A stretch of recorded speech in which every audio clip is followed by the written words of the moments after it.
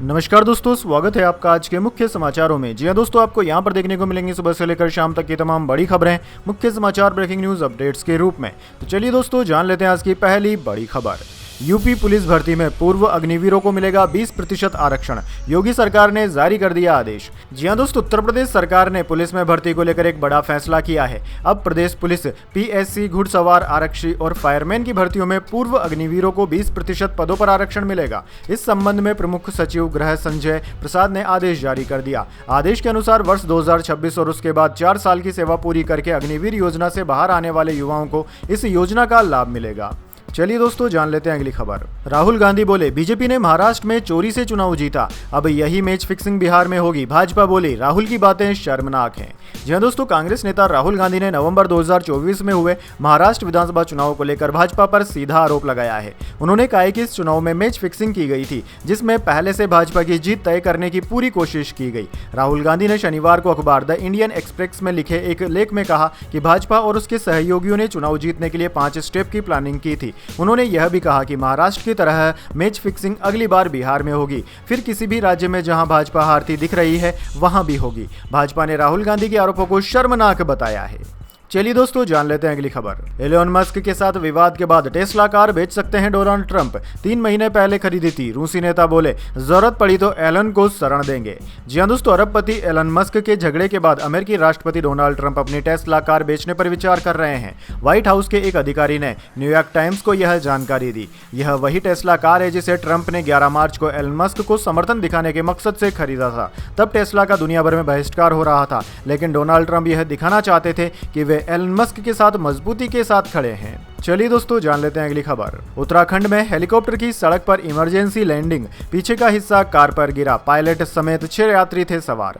जी हां दोस्तों, उत्तराखंड के रुद्रप्रयाग में तकनीकी खराबी के कारण सड़क पर हेलीकॉप्टर की इमरजेंसी लैंडिंग हुई। इस दौरान हेलीकॉप्टर के पीछे का हिस्सा कार पर गिरकर टूट गया, जिसमें कार भी पूरी तरह से क्षतिग्रस्त हो गई है, जबकि हेलीकॉप्टर के पंखे से हाईवे किनारे बनी दुकान की टीन शेड भी उड़ गई। इस दौरान दुकान में बैठे लोगों ने भागकर जान बचाई। दरअसल दोस्तों, हेलीकॉप्टर ने बड़ासू हेलीपैड से केदारनाथ के लिए उड़ान भरी थी, जिसमें पायलट समेत 6 यात्री सवार थे। हादसे में पायलट को हल्की चोटें आई है। इसके अलावा अन्य यात्री सुरक्षित बताए जा रहे हैं। चलिए दोस्तों, जान लेते हैं अगली खबर। Deputy CM Eknath Shinde airport पर फंसे, ड्यूटी टाइम खत्म होने पर पायलट ने उड़ान भरने से कर दिया इनकार। जी हां दोस्तों, महाराष्ट्र के जलगांव एयरपोर्ट पर डिप्टी सीएम एकनाथ शिंदे का विमान टेक्निकल वजहों से करीब 2 घंटे देरी से उड़ा।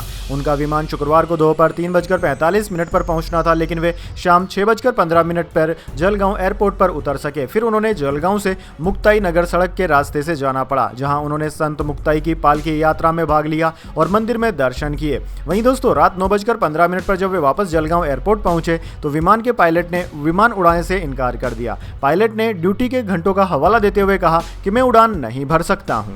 चलिए दोस्तों, जान लेते हैं अगली बड़ी खबर। कश्मीर के लिए पहली ट्रेन आज से हो गई शुरू। कटरा से सुबह 8:10 पर रवाना हुई, 3 घंटे बाद श्रीनगर पहुंची। किराया 715 और 1320 रुपए। जी हां दोस्तों, कश्मीर को देश के बाकी हिस्से से जोड़ने वाली पहली ट्रेन शनिवार सुबह 8:10 पर कटरा रेलवे स्टेशन से रवाना हुई। कटरा श्रीनगर वंदे भारत सुबह 10:05 पर बनिहाल स्टेशन पहुंची। 3 घंटे के सफर के बाद 11:02 पर श्रीनगर स्टेशन पहुंच गई। चलिए दोस्तों, जान लेते हैं अगली खबर। राजस्थान समेत 7 राज्यों में फिर तेज गर्मी पड़ेगी। असम, अरुणाचल प्रदेश को बाढ़ से थोड़ी राहत। एमपी में 15 जून तक आएगा मानसून। जी हां दोस्तों, देश के उत्तरी इलाकों में एक बार फिर गर्मी बढ़ सकती है। भारतीय मौसम विज्ञान विभाग के अनुसार राजस्थान, दिल्ली, हरियाणा, पंजाब, चंडीगढ़, उत्तर प्रदेश, मध्य प्रदेश, छत्तीसगढ़ और बिहार में अगले 2 दिन तापमान 5 डिग्री तक बढ़ेगा, साथ ही लू भी चल सकती है। वहीं दोस्तों, राजस्थान के बीकानेर संभाग में 8 से 10 जून तक तापमान 45 से 46 डिग्री होने की संभावना है।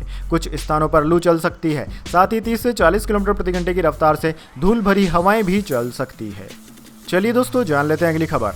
तपती गर्मी में दिल्ली वासियों के लिए आई तरावट भरी खबर। बकाया पानी का बिल माफ करने जा रही है रेखा गुप्ता सरकार।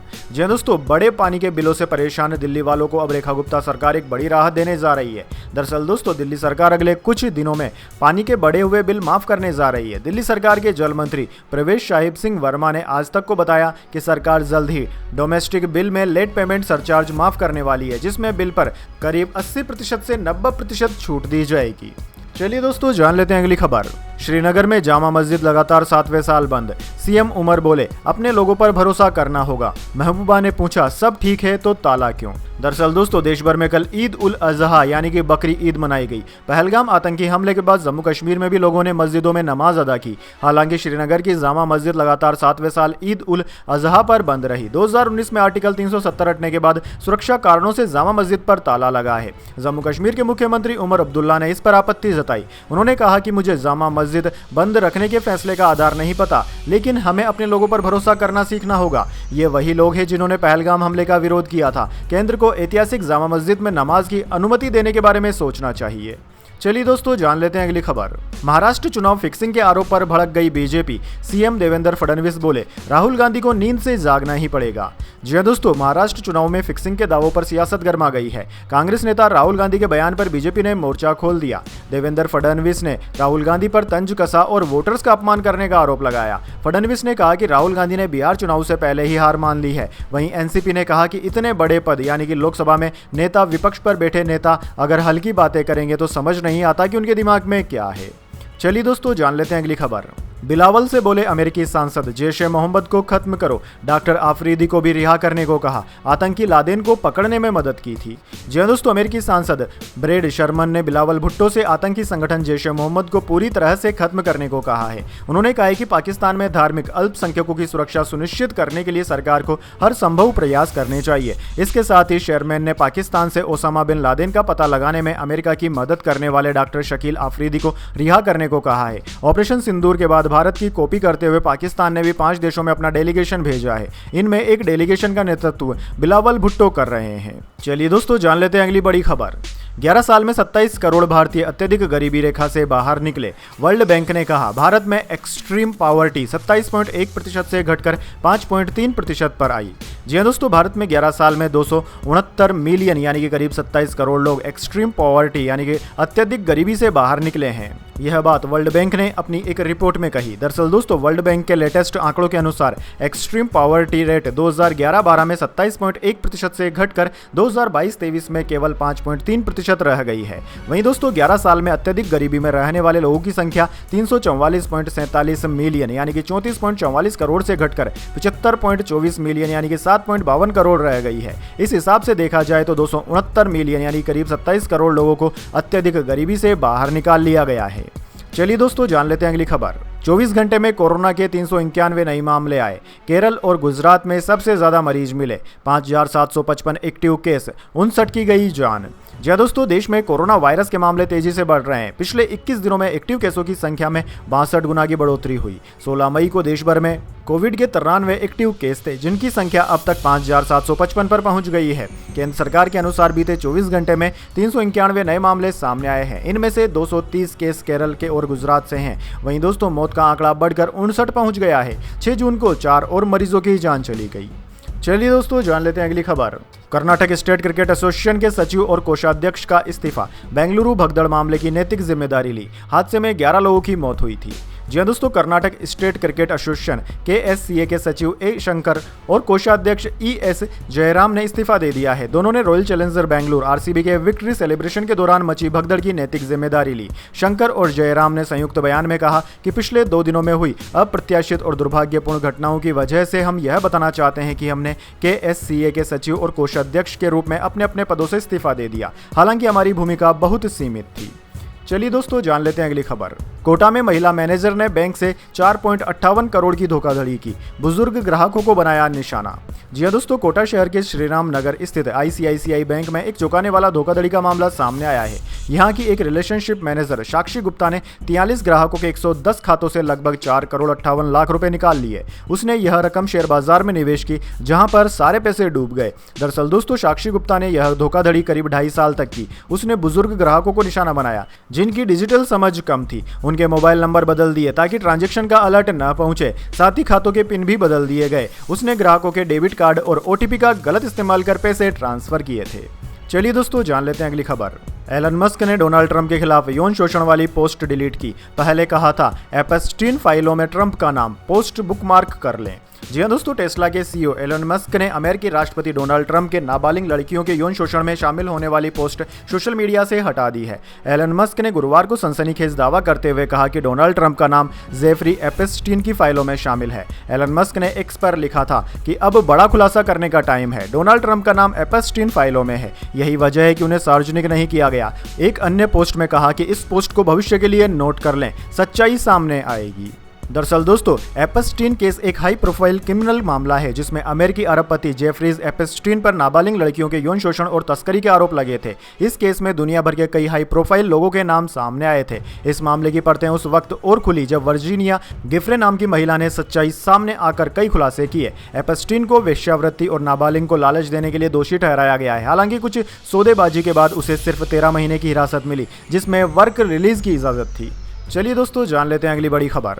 सिंधु जल संधि, पाकिस्तान ने भारत को 4 लेटर भेजे, पानी देने की गुहार लगाई। एक चिट्ठी ऑपरेशन सिंदूर के बाद भी भेजी। जी दोस्तों, सिंधु जल संधि बहाल करने को लेकर पाकिस्तान ने अब तक भारत को 4 लेटर भेजे हैं। एनडीटीवी ने सूत्रों के हवाले से लिखा है कि इन 4 लेटर में एक ऑपरेशन सिंदूर के बाद भेजा गया है। सूत्रों के अनुसार ये 4 पत्र पाकिस्तान के जल संसाधन मंत्रालय के सचिव सैयद अली मुर्तजा ने जल शक्ति मंत्रालय को भेजे थे। इसके बाद मंत्रालय ने उन्हें विदेश मंत्रालय एमई को भेज दिया। 22 अप्रैल को पहलगाम में हुए आतंकी हमले के बाद भारत ने 1960 में पाकिस्तान के साथ हुई सिंधु जल संधि को स्थगित कर दिया था। इससे पाकिस्तान फिलहाल बौखलाया हुआ है। चलिए दोस्तों, जान लेते हैं इसके बाद अगली बड़ी खबर। लेकिन उससे पहले मेरी आपसे एक छोटी सी रिक्वेस्ट है, अगर दोस्तों आपको अभी तक हमारी न्यूज़ पसंद आई है तो एक छोटा सा लाइक जरूर दे दीजिए, और अगर आपको पसंद नहीं आई है तो बेशक आप डिसलाइक भी कर सकते हैं। लेकिन दोस्तों, लाइक और डिसलाइक जरूर कीजिए, क्योंकि दोस्तों यही हमारी मेहनत का फल होता है और इसी से हमें पता चलता है कि आपको हमारी वीडियोज़ पसंद आ रही है या नहीं।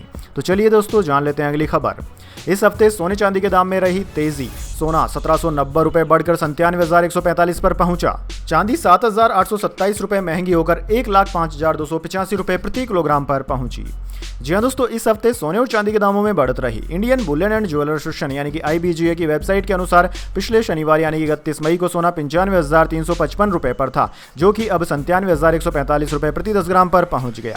यानी कि दोस्तों इस हफ्ते इसकी कीमत 1,790 रुपए बढ़ी है। वहीं दोस्तों चांदी की बात करें तो ये पिछले शनिवार को 97,458 रुपए पर थी, जो कि अब 1,05,285 रुपए प्रति किलोग्राम पर पहुंच गई है। यानी कि दोस्तों इस हफ्ते के दौरान चांदी की कीमत 7,827 रुपए बढ़ चुकी है। चलिए दोस्तों, जान लेते हैं अगली बड़ी खबर। सोनम राज का शिलोंग होटल के बाहर का CCTV फुटेज मिला। लापता सोनम ने वैसी ही जैकेट पहनी जैसी पुलिस को खून से सनी मिली थी। जी दोस्तों, इंदौर के ट्रांसपोर्ट कारोबारी राजा रघुवंशी और उनकी पत्नी सोनम का शिलांग से एक नया CCTV फुटेज सामने आया है। यह वीडियो 22 मई का बताया जा रहा है। वीडियो में दोनों एक मोपेड से होटल पहुंचते नजर आ रहे हैं। यह वही मोपेड है जो लावारिस हालत में मिली थी। वहीं दोस्तों CCTV फुटेज में राजा और सोनम होटल के बाहर करीब 4 मिनट 53 सेकंड तक नजर आए। सोनम ने जैकेट उतारा, फिर दोनों होटल के अंदर गए और स्टाफ से बात की। चलिए दोस्तों, जान लेते हैं अगली बड़ी खबर। अनऑफिशियल टेस्ट, KL राहुल का शतक। इंग्लैंड लायंस के खिलाफ पहले दिन इंडिया 319 7 विकेट के नुकसान पर जुरेल का अर्धशतक। जी हां दोस्तों, इंडिया और इंग्लैंड लायंस के बीच खेले जा रहे दूसरे अनऑफिशियल टेस्ट का पहला दिन KL राहुल के नाम रहा। राहुल ने इंग्लैंड दौरे की अपनी शुरुआत शतक लगाकर की। राहुल ने पहली पारी में 168 बॉल पर 116 रन की पारी खेली। ध्रुव जुरेल ने 52 रन बनाए। चलिए दोस्तों, जान लेते हैं अगली बड़ी खबर। फरीदकोट पुलिस ने अमृतपाल की टिंडर से मांगी जानकारी। सांसद के अकाउंट का हरिनो हत्याकांड से लिंक का संदेह है। वारिस पंजाब दे से जुड़ा था गुरप्रीत। जी हां दोस्तों, पंजाब पुलिस ने फरीदकोट में मारे गए समाज सेवी गुरप्रीत सिंह हरिनो हत्या मामले में डेटिंग ऐप टिंडर से एक अकाउंट की जानकारी मांगी है। पुलिस को शक है कि यह अकाउंट खंडूर साहिब से सांसद व खालिस्तान समर्थक अमृतपाल सिंह से जुड़ा हुआ है। फरीदकोट पुलिस ने टिंडर को भेजे एक पत्र में बताया कि वे सिख कार्यकर्ता गुरप्रीत सिंह हरिनो की हत्या के मामले की जांच कर रही है। हरोनी को 9 अक्टूबर 2024 को गाँव के गुरुद्वारे से मोटरसाइकिल से घर लौटते समय गोली मारकर हत्या कर दी गई थी। हरिनो अमृतपाल सिंह के नेतृत्व वाले कट्टरपंथी संगठन वारिस पंजाब दे का सदस्य था। चलिए दोस्तों, जान लेते हैं अगली खबर। जोकोविच फ्रेंच ओपन का सेमीफाइनल हारे। कहा, शायद यह मेरा आखिरी मैच था। 24 ग्रैंड स्लैम जीत चुके दिग्गज को 23 साल के सीनर ने हराया। जी हां दोस्तों, 24 ग्रैंड स्लैम जीतने वाले नोवाक जोकोविच फ्रेंच ओपन 2025 का सेमीफाइनल मैच हार गए हैं। इसी के साथ उनका 25वां ग्रैंड स्लैम जीतने का सपना भी टूट गया। 38 साल के सर्बिया के स्टार को 23 साल के इटली के जेनिक सीनर ने 6-4, 7-5 और 7-6 से हराया। यह मुकाबला 3 घंटा और 16 मिनट चला। चलिए दोस्तों, जान लेते हैं अगली खबर। गुकेश नॉर्वे चेस टूर्नामेंट में तीसरे नंबर पर रहे। वर्ल्ड नंबर 1 कार्लसन ने खिताब जीता। विमेंस में अन्ना मुजीजुक टॉप पर रही। जी हाँ दोस्तों, वर्ल्ड नंबर 1 मैग्सन कार्लसन ने नॉर्वे चेस 2025 टूर्नामेंट का खिताब जीत लिया है। World champion D Gukesh points table में तीसरे नंबर पर रहे। एक अन्य भारतीय ग्रैंड मास्टर अर्जुन एरिगेसी 5वें स्थान पर रहे। जीत के बाद कार्लसन ने कहा कि मुझे बहुत अच्छा लग रहा है। टूर्नामेंट में जीतना राहत की बात है। टूर्नामेंट काफी उतार चढ़ाव भरा रहा, लेकिन अंत में सब कुछ अच्छा रहा। गुकेश और अर्जुन के बारे में उन्होंने कहा कि सभी बहुत अच्छे हैं। हालांकि उन्होंने कहा कि उन्हें अभी भी तैयारी के लिए थोड़ा समय चाहिए। आर्मेनिया में एक टूर्नामेंट चल रहा है जहां भारत के प्रज्ञानंद और अरविंद चिदम्बरम ने बहुत अच्छा शतरंज खेला है। चलिए दोस्तों, जान लेते हैं अगली बड़ी खबर। जासूसी मामले में बड़ी यूट्यूबर जसबीर सिंह की रिमांड। आईएसआई के लिए काम करने का लगा आरोप। जी दोस्तों, पंजाब के मशहूर यूट्यूबर जसबीर सिंह उर्फ जॉन महल को जासूसी के आरोप में गिरफ्तार किए जाने के बाद माहौली कोर्ट ने शनिवार को पुलिस रिमांड 2 दिन के लिए उसकी बढ़ा दी। जसबीर सिंह को 4 जून को गिरफ्तार किया गया था और उसकी 3 दिन की रिमांड खत्म होने के बाद कोर्ट में पेश किया गया था। दरअसल दोस्तों, पुलिस ने 7 दिन की रिमांड की मांग की थी, लेकिन कोर्ट ने केवल 2 दिन की ही मंजूरी दी है। वहीं दोस्तों, न्यूज एजेंसी की रिपोर्ट के अनुसार पुलिस ने बताया कि जसबीर सिंह का संबंध एक बड़े जासूसी नेटवर्क से है, जिसे पाकिस्तान की खुफिया एजेंसी आईएसआई का समर्थन प्राप्त है। पुलिस का दावा है कि जसबीर सिंह न केवल Pakistani intelligence operative PIO Shakir उर्फ जट रंधावा से संपर्क में था, बल्कि वह पाकिस्तान हाई कमीशन के एक अधिकारी के भी संपर्क में था, जिसे हाल ही में भारत से जासूसी के आरोप में निष्कासित किया गया है। चलिए दोस्तों, जान लेते हैं अगली खबर। नीट पीजी परीक्षा 3 अगस्त को एक शिफ्ट में होगी। सुप्रीम कोर्ट ने एनबीई की याचिका स्वीकार की, दोबारा स्थगित नहीं कर सकते। जी हाँ दोस्तों, नीट पीजी परीक्षा इस साल 3 अगस्त को एक शिफ्ट में आयोजित की जाएगी। नेशनल बोर्ड ऑफ एग्जामिनेशन यानी कि एनबीई ने सुप्रीम कोर्ट में परीक्षा की डेट 15 जून से आगे बढ़ाकर 3 अगस्त करने की इजाजत मांगी थी। कोर्ट ने एनबीई की मांग स्वीकार कर ली है। वहीं दोस्तों, जस्टिस प्रशांत कुमार मिश्रा और जस्टिस ऑगस्टिन जॉर्ज मिसीही की बेंच ने मामले की सुनवाई की। बेंच ने स्पष्ट किया कि एनबीई को एग्जाम डेट के लिए और कोई एक्सटेंशन नहीं दिया जाएगा, यानी कि परीक्षा की डेट दोबारा स्थगित नहीं की जा सकती। चलिए दोस्तों, जान लेते हैं अगली खबर। बेंगलुरु भगदड़ मामले में आरसीबी के शीर्ष अधिकारी समेत 4 लोग गिरफ्तार। केएससीए के 2 लोगों की तलाश जारी। जी हाँ दोस्तों, बेंगलुरु भगदड़ मामले में पुलिस ने 4 लोगों को गिरफ्तार किया है। सूत्रों से मिली जानकारी के अनुसार जिन लोगों को पुलिस ने फिलहाल गिरफ्तार किया है, उनमें रॉयल चैलेंजर बेंगलुरु आरसीबी के 2 बड़े अधिकारी भी शामिल हैं। इनमें आईपीएल फ्रेंचाइजी आरसीबी के शीर्ष मार्केटिंग अधिकारी निखिल सोसले भी शामिल हैं। इस मामले में गिरफ्तार किए गए 3 अन्य लोगों में इवेंट मैनेजमेंट भी शामिल है। चलिए दोस्तों, जान लेते हैं अगली बड़ी खबर। बांग्लादेश में अप्रैल 2026 में होंगे चुनाव। चीफ एडवाइजर यूनिस ने ऐलान किया। सेना ने इस साल दिसंबर तक कराने के लिए कहा था।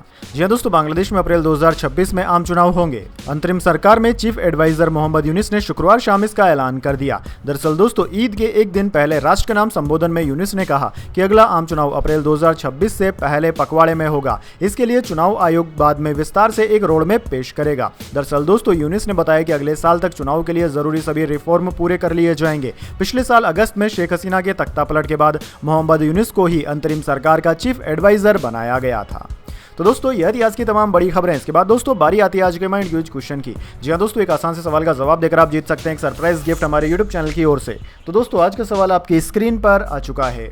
भारत के प्रथम राष्ट्रपति का नाम क्या है? जी हाँ दोस्तों, अगर आप जानते हैं भारत के पहले राष्ट्रपति का नाम क्या है तो जल्दी से कमेंट बॉक्स में लिख दीजिए। अगर दोस्तों आपका जवाब होता है एकदम सही और आप चुन जाते हैं लकी विजेता के रूप में, तो आपको मिल सकता है एक सरप्राइज गिफ्ट हमारे यूट्यूब चैनल की ओर से। तो दोस्तों, जल्दी से अपना उत्तर कमेंट बॉक्स में लिख दीजिए, वीडियो को लाइक कर लीजिए और चैनल को सब्सक्राइब करके बेल आइकन भी दबा लीजिए। धन्यवाद। वंदे मातरम। जय हिंद, जय भारत।